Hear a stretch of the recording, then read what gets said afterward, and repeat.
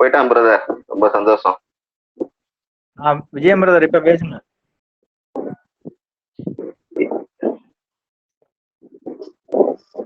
Vijayan brother, நீங்க யாருன்னு எனக்கு தெரியாது. நான் உங்களை ஏதாவது காயப்படுத்துற மாதிரி பேசல. நான் அப்ப என்னோட நோக்கமும் அது இல்லை. சில ரஃபான ஹேண்ட்லிங் நடக்கும்போது அதை ஹேண்டில் பண்றதுக்காக அப்படி பேச வேண்டியது இருந்துச்சு. உங்களை யாருக்காவது நான் பேசுனது ஹார்ட்ல நல்லா இருந்துச்சுன்னா I am asking apologies for that. ஆனா அதை முதல்ல ஸ்டார்ட் பண்றப்ப அதை க்ளோஸ் பண்ண வேண்டியது இருக்குது, வேற வழி இல்லை இல்லைங்களா? நீங்க இப்ப யாராவது கேள்வி கேட்கணும் இதை குறித்துன்னா நம்ம பேசலாம், நான் ரெடியா இருக்கேன். நான் கிறிஸ்தவர்கள் எதை கற்றுக்கொண்டனோ அதை உங்களுக்கு சொல்லிக்க நான் பகிர்ந்து கொள்கிறதுக்கு ரெடியா இருக்கிறேன். அதற்கு எதிர்த்து நீங்க வாதம் வைக்கிறதுனால நான் வசனத்தின் மூலமா அதை ஓவர்கம் பண்றதுக்கு ரெடியா இருக்கிறேன். நீங்க பேசலாம் பிரதர், நான் கேட்கிறேன். யார் பேசணும் விரும்புறீங்களோ கேளுங்க. எதுவுமே பேசாம உங்களுக்கு எனக்கு எந்த தொடர்போ ஒரு போக்குவரத்தோ எந்த இதுவுமே இல்லாம ஸ்ட்ரைட்டா கள்ள உபதேசம் பேசுறது, இதெல்லாம் எந்த விதத்துல நியாயம்? அதான் நியாயமே இல்லாத செயல் இல்லையா? நம்ம ரெண்டும் பேசி நான் வேதத்துல இல்லாத புரட்டி பேசியிருந்தேன்னா நீங்க கள்ள உபதேசம் பேசுறதுல ஒரு நியாயம் இருக்கு. எதுவுமே பேசாம நீங்க பாட்டு கள்ள உபதேசம் பேசுறதுல இருந்து நியாயம் தப்பு இல்லையா? நான் யாரையாவது உங்களை யாராவது பார்த்து நான் அப்படி பேசுறேன்னா அப்படி பேசணும், கொஞ்சம் மெச்சூர்டா பேசணும். எடுத்தவொடனே இவன் பொண்டாட்டின்றீங்க அவன் இதெல்லாம் ஒரு பேச்சா? இதெல்லாம் பேச்சு இல்லை. அந்த வார்த்தையை திருப்பி கேட்கும் போது எவ்வளவு வலிக்குது. அது மாதிரி எல்லாருக்கும் வலிக்குன்றத முதல் உணர்ந்து விடணும். அதனால இப்ப இங்க யாராவது பேச முடியும்னு நினைச்சீங்கன்னா நான் ரெடியா இருக்கேன். கிறிஸ்துவுக்காக பேசுறதுக்கு ரெடியா இருக்கேன். அவருடைய உயிருள்ள அப்போஸ்தலர் நான் ரெடியா இருக்கேன். யாரு வேணா பேசுங்க, நான் கிறிஸ்துவுக்காக பேசுறேன். யாருமே பேசுறதுக்கு ஆயத்தமா இல்லாட்டினா க்ளோஸ் பண்ணிட்டு பேசுங்க. விஜயன் பிரதர், நீங்க அங்க வந்து கள்ள உபதேசம் சொல்றீங்க. விஜயம் பிரதர் உங்களோட கேள்விகளை முன்வைங்க, பேசுறதுக்கு நாங்க ஆயத்தமா இருக்கிறோம், பேசுங்க. இதோ கிறிஸ்துவுக்காக அவருடைய உயிருள்ள அப்போஸ்தலர் நான் என்னன்னு பேசுறதுக்கு ஆயத்தமா இருக்கிறேன். கேள்விகளை கேட்கலாம், நான் கிறிஸ்துவுக்காக பதில் சொல்றேன். கர்த்தர் வார்த்தையா இருக்கிறார், அவருக்கு நான் சத்தமா இருக்கிறேன். வாங்க பேசலாம். வசனத்தின்படிதான் பேசணும், வசனத்தை விட்டு வெளியே போய் நின்று பேசணும். கேள்வி வைக்கிறதுக்கு முன்னாடி வசனத்தை வச்சுதான் கேள்வி வைக்கணும். நான் வசனம் இல்லாம பதிலே சொல்ல மாட்டேன். நான் என்ன பதில் சொல்றது? வசனத்தை பதிலா எடுத்து வைப்பேன்.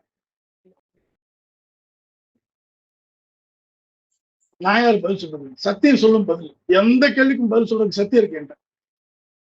ரெடி.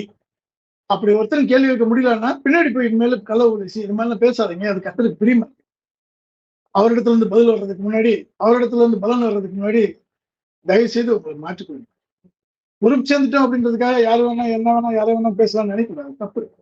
நான் யாரையாவது அப்படி பேசுறேன்னா, யாரையாவது வல்கரா பேசுறேன்னா உள்ள பேசக்கூடாது. வாங்க, ஏதோ ஒருத்தர் எனக்கு நான் பேசுறது உங்களுக்கு பிடிக்கணும்னு சொன்னா என்னன்னு சொல்லுங்க, பேசுவோம். நான் பேசுனது என்ன தப்பா பேசிருக்கேன்னு சொல்லுங்க. வேத வாக்கியங்களின் படி நீங்க தப்பா பேசுறீங்க பிரதர் அப்படின்னு சொல்லுங்க. நான் அதற்கு நான் கிறிஸ்து எனக்கு கற்றுக் கொடுத்தது வாழ்க்கையின்படி நான் வேத வாக்கியங்கள் படி சாட்சி கொடுத்து நான் நிரூபிக்கிறேன் நான் கரெக்டா தான் பேசினேன். அப்படி இல்லாத பட்சத்துல ஒருத்தர் சொல்றாங்க இன்னொருத்தர் சொல்லக்கூடாது. இல்ல பிரதர், பேசுறதுக்கு யாருமே பேசுறதுக்கு ஆயத்தம். அவ்வளவுதான்.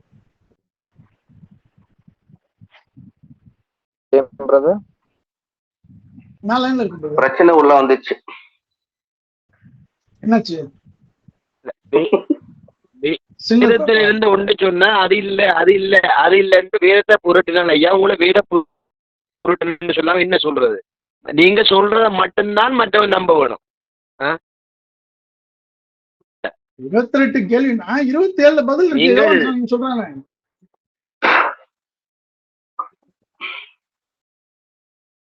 அதுக்கடுத்து அவர் சொல்றது அப்படியே நம்புறதுக்கு இங்க என்ன சாம் போல 2 அறிவு உள்ள ஜீவனில் இருக்கும். எல்லாருக்கும் 6 அறிவு இருக்கு. அறிவு புத்தி இருக்கு. எல்லாருக்கும் சாம் போல பேச மாட்டோம். அபிஷேகம் சகலத்தையும் போதிக்கும் ஒருவரு கற்றுக் கொடுக்க தேவையில்லை. நீங்க யாருக்கு உட்காந்து பாருங்க, ஒரு கல்ல போது உபயோகிச்சுட்டு போய் உட்காந்து என்ன நடக்கும்? அதான் நடக்கும். போதும். மனுஷனுக்கு அடிமையாக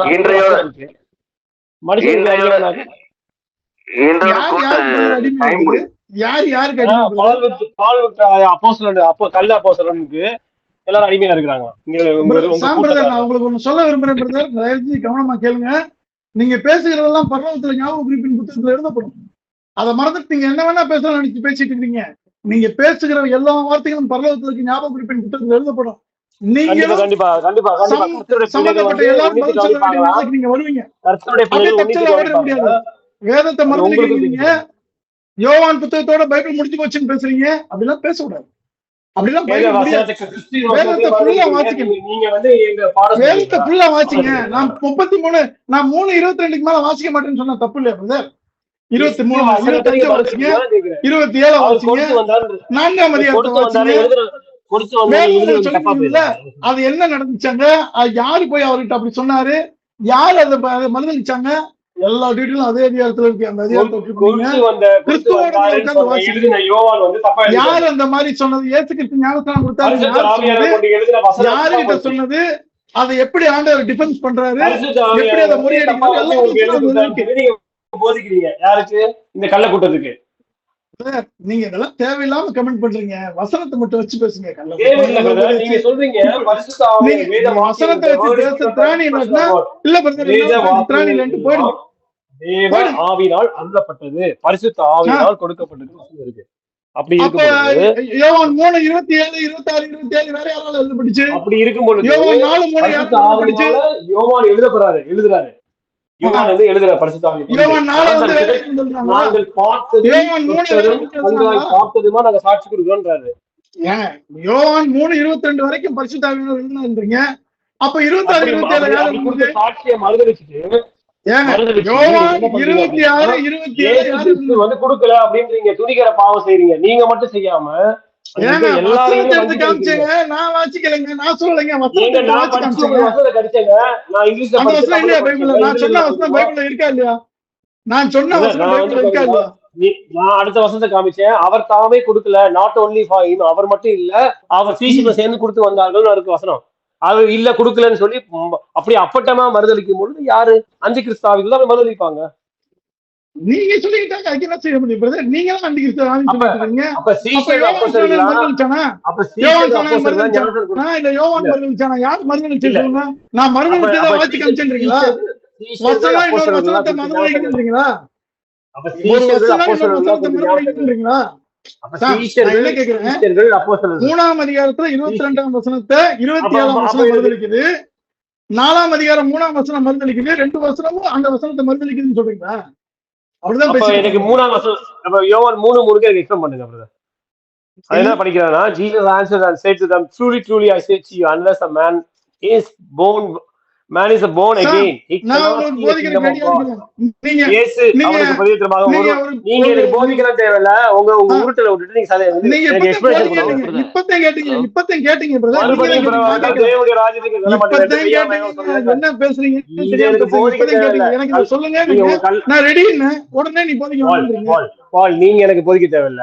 நீங்க எனக்கு அர்த்தம் சொல்லுங்கன்னு சொன்னேன். சத்தியம் போதிக்க கூடாது, ஊழியக்காரனும் போதிக்க கூடாது. சத்தியம் சொல்றதையும் கேட்க மாட்டேன், பைபிள் சொல்றதையும் கேட்க மாட்டேன். பேசுங்க. இந்த ஒண்ணு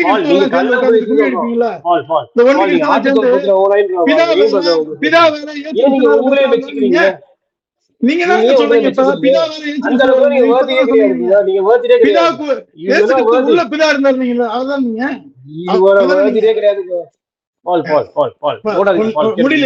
முடியல சார். வீடு பேர் யோவான் 3:3 Jesus answered and said to him, truly truly I say to you, unless a man is born